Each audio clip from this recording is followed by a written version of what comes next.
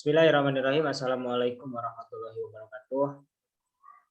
Waalaikumsalam. Perkenalkan, nama saya Osama Maulana dari kelompok 12 akan mempresentasikan salah satu tugas psikologi yang didoseni oleh Dr. Susanti Wulandari MPD, yaitu strategi-strategi untuk mendorong perilaku-perilaku produktif dan mengurangi perilaku-perilaku yang tidak diinginkan.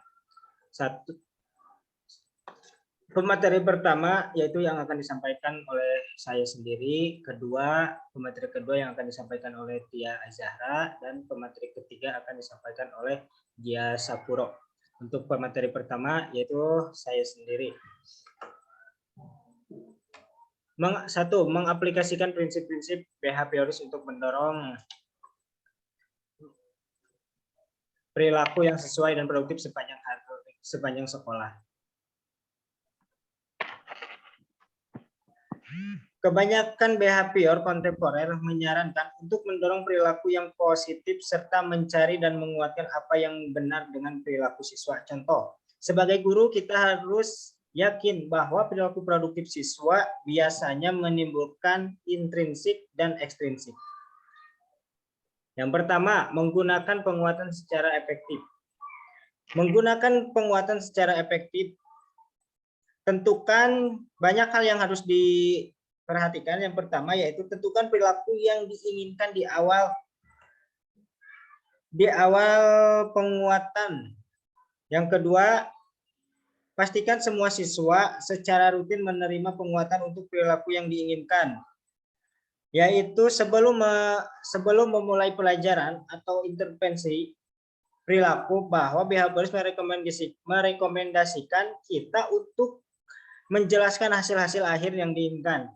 Jadi setelah kita memberikan pelajaran kepada murid, kita sebagai guru harus mengevaluasi kembali apa yang telah diajarkan oleh kita. Yang selanjutnya yaitu gunakan penguatan sensitif hanya ketika perilaku yang diinginkan tidak akan terjadi tanpa penguatan tersebut.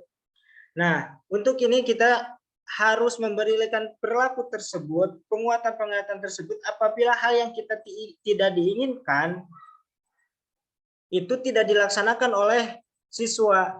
Kita memberikan penguatan kepada murid tersebut sebagai pengingatan kembali apakah mungkin siswa tersebut lupa ataupun tidak mampu. Selanjutnya, tentukan apakah penguatan tertentu benar memberikan penguatan bagi masing-masing siswa. Nah, setelah itu kita memberikan kembali apakah penguatan kita ini sebagai guru kepada siswa itu mampu untuk merubah siswa tersebut atau tidak. Jikalau tidak, kita harus mencari penguatan-penguatan lain. Ciptakan kondisi di mana para siswa dapat saling memberikan penguatan untuk mencapai akademis dan perilaku produktif dalam kelas. Menciptakan perilaku kondisi para siswa itu contohnya seperti kita memberikan suatu pemberitahuan kepada siswa apabila ada salah satu siswa yang berprestasi, nah siswa yang lain harus memberikan selamat. Nah, kalaupun tidak, misalkan anak tersebut mengikuti perlombaan tapi tidak memenangkan perlombaan tersebut, kita harus memberi pelajaran kepada siswa lain supaya siswa lain memberikan semangat, memberikan penjelasan kepada siswa yang tidak bisa menjuarai tersebut. Monitor kemajuan siswa. Sebagai guru ataupun tenaga pendidik, kita harus memonitor kemajuan siswa, bagaimana perkembangan siswa tersebut. Jangan hanya dari segi pembelajaran, tapi tetap harus dimonitor dari segi perilaku juga.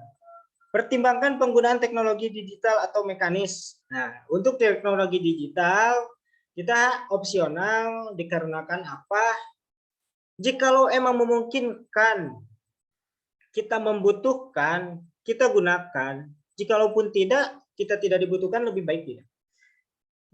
Jalankan penguatan secara konsisten. Nah, konsisten kita harus tetap penguatan-penguatan yang kita berikan kepada siswa tersebut harus konsisten. Kalau mau setiap hari harus konsisten. Kalaupun tidak, minimal seminggu satu minggu satu kali. Ya, kalau pertengahan seminggu tiga kali kita harus terus penguatan secara konsisten terhadap siswa.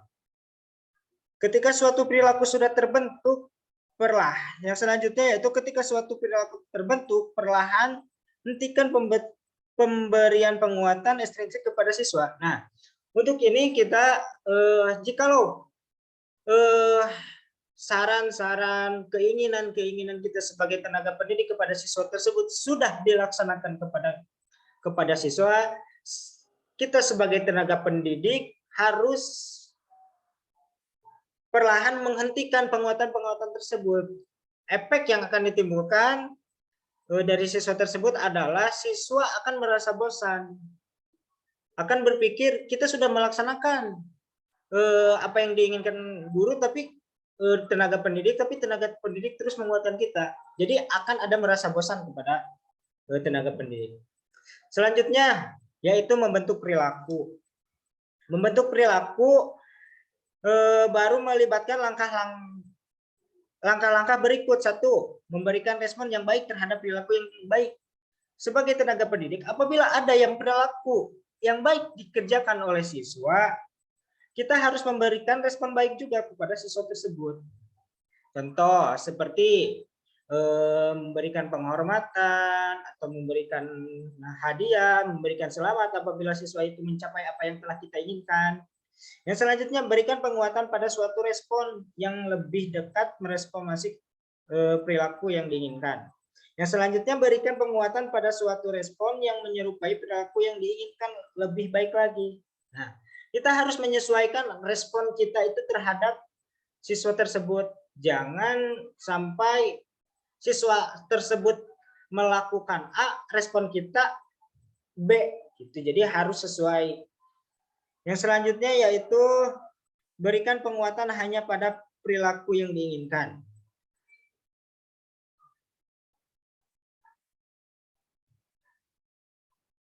Yang selanjutnya mendorong perilaku yang diinginkan melalui stimulasi dan respon antecedent, yaitu pemberian sinyal, pengaturan kejadian, generalisasi, diskriminasi, dan momentum. Yang selanjutnya yaitu menciptakan kondisi untuk mendukung terjadinya kepunahan. Salah satu cara untuk mengurangi frekuensi respon yang tidak pantas adalah dengan memastikan respon tersebut tidak pernah diberikan penguatan. Sebagai contoh, seorang badut kelas yang berperilaku heboh diabaikan akan bisa berhenti berusaha mengalihkan konsentrasi teman-teman sekelasnya. Dan seorang anak yang tidak pernah mendapatkan apa yang dia diinginkan dengan mengganggu orang lain mungkin akan mulai berbicara kepada orang lain dengan lebih rasa hormat. Mungkin sekian penjelasan dari saya. Selanjutnya yang akan diteruskan oleh Tia Zahra, kepadanya kami persilakan.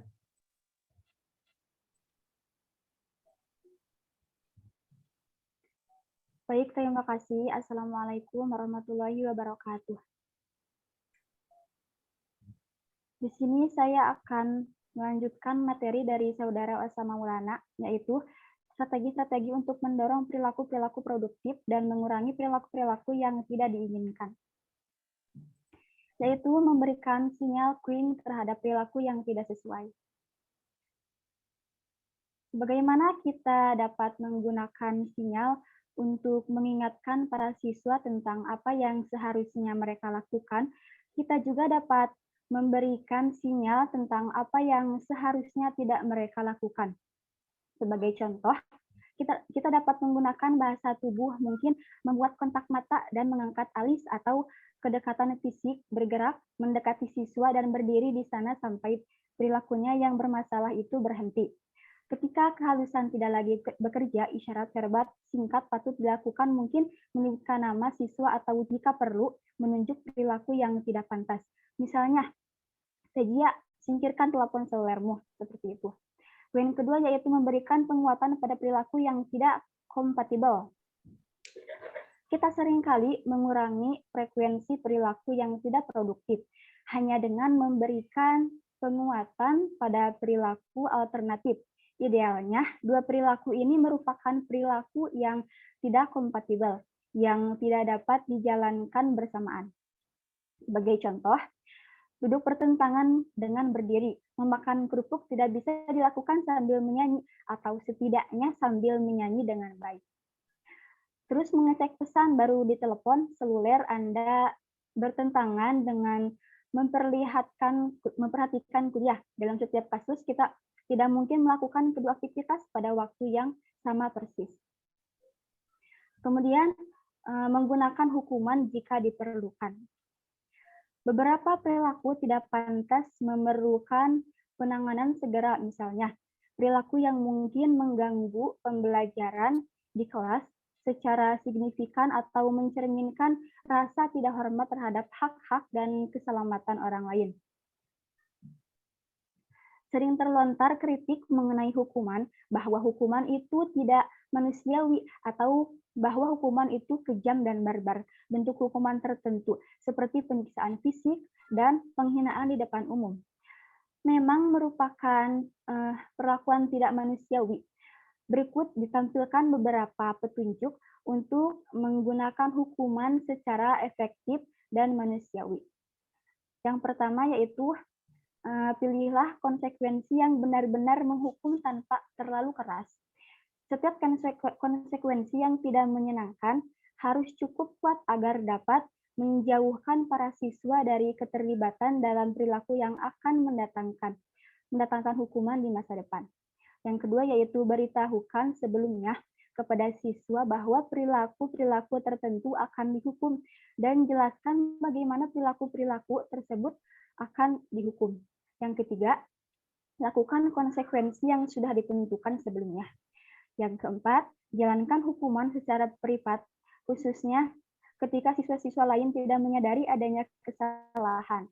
Yang kelima, tekankan bahwa perilakunya bukan siswanya yang tidak diterima, dan jelaskan mengapa perilaku tersebut tidak dapat diterima. Yang keenam, jalankan hukuman dalam konteks hubungan antar pribadi yang hangat dan suportif. Yang ketujuh, ajarkan dan berikan penguatan pada perilaku alternatif yang diinginkan secara bersamaan. Yang kedelapan, pantau keefektifan hukuman. Nah, mungkin itu beberapa petunjuk untuk menggunakan hukuman secara efektif dan manusiawi. Poin selanjutnya yaitu memikirkan konsekuensi yang Anda terapkan secara sengaja maupun tidak sengaja. Kita terkadang telah menyebutkan ide bahwa konsekuensi-konsekuensi yang kita terapkan tidak selalu memiliki efek-efek yang diinginkan. Sekarang, kita membuat poin ini lebih eksplisit lagi. Kita harus sering mengamati dan merefleksikan secara kritis berbagai dampak yang diberikan oleh tindakan kita sendiri pada perilaku-perilaku siswa-siswa kita. Sebagai contoh, kita harus secara rutin bertanya pada diri sendiri dan kemudian menjawab pertanyaan-pertanyaan semacam ini. Apakah memberikan penguatan pada siswa atas pencapaian mudah ketika mereka cukup mampu menyelesaikan tugas lebih menantang, mungkin dengan sedikit bimbingan dan dukungan? Kemudian, apakah teguran saya dan konsekuensi lain yang seharusnya menghukum benar-benar memberi penguatan pada beberapa siswa karena mereka sangat menginginkan perhatian saya dalam bentuk apapun? Mungkin begitu. Kita harus selalu mengingat tujuan akhir kita, yaitu membentuk lingkungan kelas di mana semua siswa membuat kemajuan signifikan dalam pengetahuan dan keterampilan akademis, maupun dalam perilaku yang akan bermanfaat bagi masa depan mereka di dalam dan luar kehidupan sekolah. Mungkin sekian yang dapat saya sampaikan. Terima kasih. Assalamualaikum warahmatullahi wabarakatuh. Untuk selanjutnya, pemateri yang ketiga, yaitu Saudari Dia, dipersilakan. Ya, baik, terima kasih atas waktunya. Assalamualaikum warahmatullahi wabarakatuh. Di sini saya akan menjelaskan tentang menyikapi perilaku yang sulit di kelas. Pertama, membangun ide-ide behavioris mendeskripsikan 4 pendekatan sistematis untuk menyikapi masalah perilaku yang persisten. Pendekatan-pendekatan ini seringkali direncanakan dan dilakukan oleh salah satu atau lebih guru sembari berkonsultasi dengan psikolog sekolah atau spesialis lain. Analisis perilaku terapan. Analisis perilaku terapan adalah sekelompok prosedur yang secara sistematis menerapkan prinsip-prinsip behavioris dalam usaha dan direncanakan untuk mengubah satu atau lebih perilaku individu. Penerapan ini didasarkan pada asumsi bahwa masalah perilaku disebabkan oleh kondisi lingkungan masa lalu ataupun masa kini. Serta yang kedua, memodifikasi lingkungan siswa saat ini akan mendorong perilaku-perilaku yang lebih produktif. Konsisten dengan tradisi behavioris, para guru dan terapis yang menggunakan ABA berfokus pada respon-respon konkret yang spesifik, yang mereka disebut sebagai perilaku target. Terkadang, interpretasi ditunjuk untuk meningkatkan perilaku akhir tertentu kemungkinan yang diinginkan. Selanjutnya, analisis fungsional. Beberapa behavioris mengemukakan bahwa kita juga mempertimbangkan maksud atau fungsi yang dituju oleh perilaku.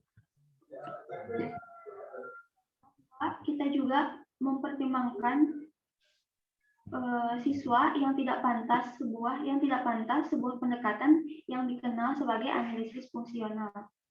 Analisis fungsional melibatkan mengumpulkan data mengenai kondisi-kondisi spesifik, yaitu stimulus-stimulus anteseden yang membuat siswa cenderung berperilaku tidak pantas dan juga konsekuensi-konsekuensi, yaitu penguat hukuman atau keduanya, yang biasanya mengikuti perilaku yang tidak pantas. Dengan demikian, kita akan mengumpulkan data yang berkaitan dengan 3 bagian dari sekuen stimulus, respons, stimulus. Selanjutnya, intervensi dan dukungan perilaku positif. Sebuah pendekatan yang dikenal sebagai intervensi dan dukungan perilaku positif mendorong proses itu selangkah lebih maju setelah mengidentifikasi maksud dari perilaku yang tidak pantas guru atau lebih sering satu tim guru dan profesional lain, mengembangkan dan melaksanakan suatu rencana yang mendorong perilaku yang pantas. Selanjutnya, interpretasi dan dukungan perilaku positif di seluruh sekolah.